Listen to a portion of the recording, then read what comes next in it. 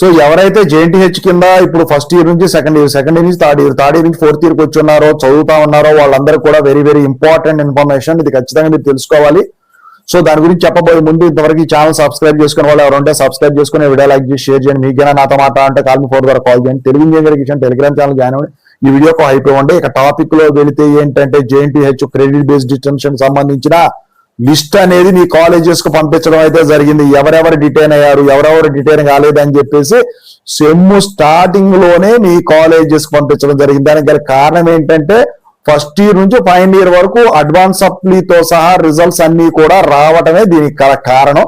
So వాటిని base చేసుకుని వాళ్ళ దగ్గర ఉన్న క్రెడిట్ సిస్టమ్ క్యాలిక్యులేట్ చేసి మీకు డిటెన్షన్ అనేది అయ్యింది లేనిది మీకు లిస్టు రూపంలో అయితే మీ కాలేజెస్ పంపించడం జరిగింది. ఒకవేళ మీరు కనుక లిస్ట్ లో ఉన్నట్టయితే మీరు ఇక ఈ సెమ్ కంటిన్యూ చేయడానికి ఉండదండి.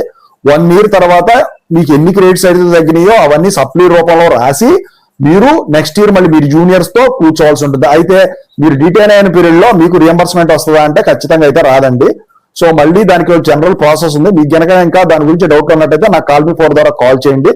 సో ఎనీవే మీరందరూ కూడా డీటైన్ కాకూడదని చెప్పేసి నేనైతే కోరుకుంటాను. మీరు డీటైన్ అయింది లేని కింద కామెంట్ సెక్షన్ లో తెలియంది. ఎలా డీటైన్ చేశారనేది నేను JNT యూనివర్సిటీ అప్డేట్స్ ఛానల్ అయితే పోస్ట్ చేస్తాను. Thank you so much.